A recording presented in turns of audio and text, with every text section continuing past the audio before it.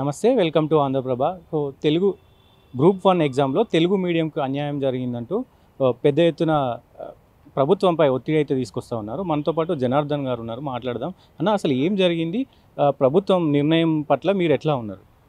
ప్రభుత్వ నిర్ణయం అనేది తప్పిదము కాబట్టి ఆ కరెక్షన్ చేసుకోమంటున్నాం. అంతేనే కానీ పోయేటటువంటి ప్రభుత్వం కాళ్ళల్లో మేము కర్ర పెట్టి ప్రభుత్వాన్ని ఇబ్బంది పెట్టాలి, ఇరకాటంలో పెట్టాలనేది మా ఉద్దేశం కాదు, లక్ష్యం కూడా కాదు. ఎందుకంటే మేము నిరుద్యోగులు, మా లక్ష్యం మాకు ఉద్యోగాలు రావాలి. వచ్చే ఉద్యోగాలు ప్రక్రియ కూడా నింపే ప్రక్రియ, ఉద్యోగాలు ఇచ్చే ప్రక్రియలో ఒక పారదర్శకత ఉండాలి, ఒక నిజాయితీ ఉండాలి అనేది మేము కోరుకుంటున్నాం. ఇందులో మేము చెప్పినవి అన్నీ లోపించినవి అనేటటువంటిది మేము ఆధారాలతో చూపిస్తున్నాం. ఈరోజు పేపర్ దిద్దినటువంటి వాళ్ళు డిగ్రీ లెక్చరర్లు, వాళ్ళకి ఇంతవరకు ఎలాంటి అనుభవం లేదు ఇలాంటి సివిల్స్ లాంటి ఉన్నతమైన పేపర్లు దిద్దేది. ఇవాళ మన కాడ గ్రూప్ 1 అంటాం, వేరే స్టేట్లలో స్టేట్ సివిల్ సర్వీస్ అంటారు. ఇది ఎందుకు స్టేట్ సివిల్ సర్వీస్ అంటారు అంటే, ఇలా ఉన్న వాళ్ళు కొన్ని పోస్టులు కన్వర్ట్ ఐఏఎస్లు అవుతారు, ఐపీఎస్లు అవుతారు. కొన్ని పోస్టులు ఏంటంటే నీకు వాళ్ళ ప్రమోషన్ ప్రకారం వీళ్ళు ఐఏఎస్ క్యాడర్కి వెళ్ళిపోతారు.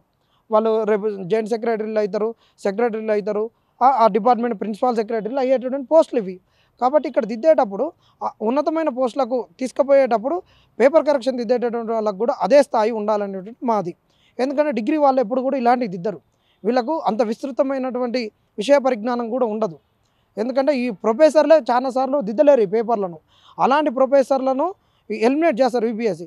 అంత దిద్దగలిగేటటువంటి ప్రొఫెసర్లను ముందుగానే పెట్టుకొని వాళ్ళకి ఇన్ఫర్మేషన్ ఇచ్చి వాళ్ళని ఆ విధంగా ట్రైనప్ చేసుకొని వాళ్ళకి ఆ ఓరియంటేషన్లు ఇచ్చేసి వాళ్ళకి ఆడ ఇన్ఫర్మేషన్ ఉంటుంది. కానీ ఓరియంటేషన్ ఇంపార్టెంట్. ఇప్పుడు జడున్నమ్మ ఏ కొప్ప అయినా వేసుకుంటుంది, జడున్నది కాబట్టి ఎట్టనైనా జుట్టు వేసుకుంటుంది, కానీ వాళ్ళ కాడ ఇన్ఫర్మేషన్ ఉంది. దాన్ని ఏ విధంగా మోల్డ్ చేయాలన్నట్టు యూపీఎస్సీ చేస్తుంది. కానీ వీళ్ళ కాడ ఆ ముడి సరికే ఉండదు. తప్పుగా అర్థం చేసుకోవద్దు, మమ్మల్ని జేఎల్లో డిఎల్లో తిట్టుకోకూడదు. ఎందుకంటే ఇవాళ మీ పిల్లల్ని మీరు మీ కాలేజీలలో జాయిన్ చేయట్లేరు కదా. కాబట్టి అలాంటి ఓరియంటేషన్ వీళ్ళకి ఇవ్వలేదు. తొందర వాళ్ళతోటి పేపర్లు దిద్దిచ్చారు, అడ్డగోలుగా దిద్దిచ్చారు. ఇవాళ ఎకానమీలోనే నువ్వు వేరే వాళ్ళతో దిద్దిచ్చిన ఎన్విరాన్మెంట్ పేపర్ను ఎకానమీ వాళ్ళతో ఏ విధంగా దిద్దియగలుగుతావు? ఇలా 4th పేపర్లో ఎకానమీ ఉన్న దాంట్లో ఇక్కడ వేరే ఎన్విరాన్మెంట్ వాళ్ళతో దిద్దిచ్చారు, ఎన్విరాన్మెంట్కి దిద్దిచ్చారు అనేటటువంటిది ఇది ఒక ఆధారం లేకుంటే ఏంటంటే నన్ను మళ్ళీ వేరే తిరిగి అర్థం చేసుకుంటారు. ఇక 4th పేపర్ 38 మంది ఎన్విరాన్మెంట్ వాళ్ళు లేరు, 50 మార్కులకు ఇట్లా దిద్దిచ్చారు. ఉన్నటువంటి వాళ్ళకు కూడా అవగాహన లేదు, వీళ్ళకి కూడా ఇంగ్లీష్ పైన అవగాహన లేదు. కాబట్టి వీళ్ళు ఖచ్చితంగా ఏం చేస్తున్నారు అంటే వచ్చినటువంటి వాళ్ళు బ్లూ ప్రింట్ పెట్టుకొని దిద్దారు. ఇది బ్లూ ప్రింట్ పెట్టుకొని తెలుగు ఇంటర్మీడియట్ పేపర్లో 10th ఇంటర్లో డిగ్రీలో దిద్దేది కాదు. బ్లూ ప్రింట్ అనేది జస్ట్ వాళ్ళకు ఒక గైడు. గూగుల్ తల్లిని నమ్ముకొని పోయి ఎప్పుడు మనము డెస్టినేషన్ రీచ్ కాలేము, 100% మన గమ్యాన్ని చేరుకోలేము. ఒక్కోసారి ముసిలోకి పోతాం, ఒకసారి మునిగిపోతాం, ఒకసారి వర్రెలలోకి పోతాం, ఒకసారి వాగులలోకి పోతాం. ఎప్పుడు కూడా నీకు ఇది ఒక గైడ్ లెక్క, ఒక దిక్సూచి లెక్క పనిచేస్తుంది. నావికునికి ఒక నావా అనేటటువంటి ఒక దిక్సూచి ఏ విధంగా ఉంటుందో ఆ విధంగా ఒక జస్ట్ డైరెక్షన్ చూపిస్తుంది. దానినే నువ్వు ప్రామాణికం తీసుకొని దిద్దడం అనేది చాలా తప్పు. తెలుగుకు అన్యాయం జరిగిందని కూడా అంటారు. అదే ఇక్కడ ఏంటంటే వీళ్ళు పోయినటువంటి వాళ్ళకు ఒక విశ్లేషణంగా దిద్దేటటువంటి తెలియదు. వీళ్ళు తెలుగులో రాసినటువంటి వాళ్ళు 7,000 మందిలో మెజారిటీగా ఎంప్లాయీస్ ఉన్నారు, మెజారిటీగా సివిల్స్ రాసినటువంటి వాళ్ళు ఉన్నారు, మెజారిటీగా లాస్ట్ గ్రూప్ 1 రాసినటువంటి వాళ్ళు ఉన్నారు, మెజారిటీగా గత 2-3 గ్రూప్ 2లు రాసినటువంటి వాళ్ళు, 2 గ్రూప్ 1 రాసినటువంటి వాళ్ళు ఉన్నారు. వాళ్ళు ఏదైతే క్వశ్చన్ ఉందో ఆ క్వశ్చన్కి అనుగుణంగా విశ్లేషణాత్మకంగా రాసినటువంటి వాళ్ళు. కాబట్టి వీళ్ళ విశ్లేషణలు వీళ్ళకి నచ్చలేదు. వీళ్ళకు ఓన్లీ డైరెక్టివ్ వర్డ్స్ తోటి ఉన్నటువంటి ఆ కీవర్డ్స్ తోటి దిద్దిర్రు. అట్లా దిద్దలేదు, తెలుగును దిద్దలేదు. అదేవిధంగా ఇంగ్లీష్లో కూడా సివిల్స్కు ప్రిపేర్ అయ్యి సివిల్స్ ఇంటర్వ్యూలు చేసినటువంటి వాళ్ళకి కూడా దిద్దలేదు. కేవలం గ్రూప్ 2కు ప్రిపేర్ అయ్యి ఇన్ఫర్మేషన్ డంప్ చేసినటువంటి వాళ్ళకి ఇలా మార్కులు ఇచ్చారు.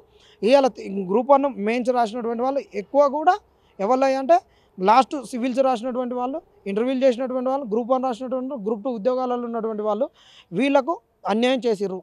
ఏంటంటే వీళ్ళు చాలా విశ్లేషణాత్మకంగా ఒక జాబ్ ఉంది కాబట్టి కూర్చొని గ్రూప్ 1 కొట్టాలనే కసితోటి ఉన్నటువంటి వాళ్ళను ఈరోజు ఎలిమినేట్ చేశారు.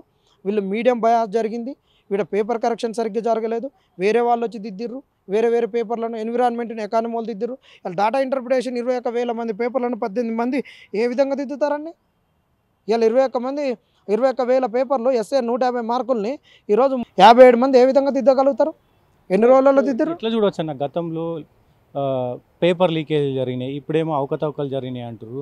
సో విద్యార్థులు నష్టపోతూ ఉన్నారు. మన తెలంగాణలో ముఖ్యంగా 10-15 ఏళ్ళ నుంచి కూడా నిరుద్యోగులు బాధపడతా ఉన్నారు. సో ఎట్లా చూడొచ్చు? నిరుద్యోగులు నష్టపోతున్నారు.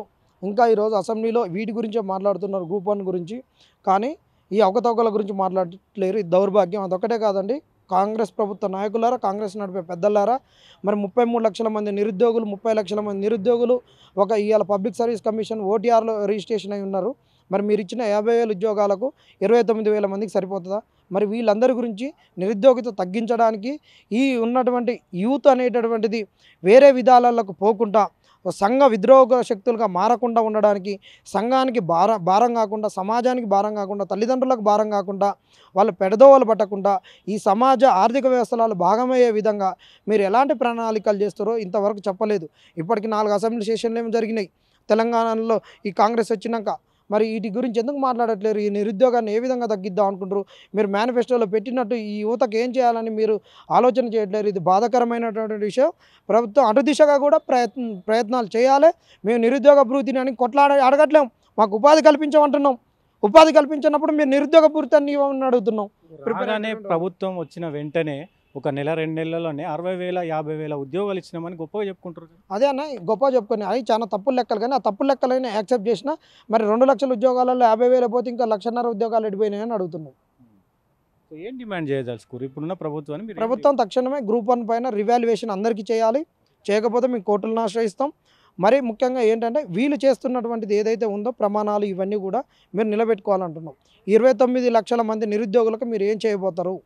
మీరు ప్రభుత్వంగా వాళ్ళని ఏ విధంగా ఆదుకోబోతున్నారు? వాళ్ళను ఎకానమీలోకి ఏ విధంగా అబ్జర్వ్ చేసుకోబోతున్నారు? వాళ్ళకి ఏ విధంగా ఉపాధి కల్పించబోతున్నారు అనేటువంటి మీ ప్రణాళిక ఏంది? మీరు ఏ విధంగా వీళ్ళని ఆదుకోవాలని మీరు కంపెనీలతోటి ఎలాంటి చర్చలు జరుపుతున్నారు? ఏ విధంగా ఉపాధిని మీరు ఉత్పత్తి చేయగలుగుతున్నారు? ఆ ఉత్పత్తి కల్పనలో మీరు ఏ విధంగా వీళ్ళని ఆదుకోగలుగుతారు అనేటటువంటిది మిమ్మల్ని అడుగుతున్నాం. వాటి దిశగా మీరు ఏం ఆలోచిస్తారో నిరుద్యోగుల ముందు మీరు పెట్టాలని కోరుకుంటున్నాం. సో ఇది పరిస్థితి. సో రివాల్యుయేషన్ పెట్టాలి ఎగ్జామ్స్కి, అవకతవకలు జరిగినాయి అని చెప్పి స్టూడెంట్ నాయకులు చెప్తా ఉన్నారు, నిరుద్యోగ నాయకులు చెప్తా ఉన్నారు. కెమెరామెన్ లక్ష్మణ్తో ఎస్కే, ప్రెస్ క్లబ్, హైదరాబాద్.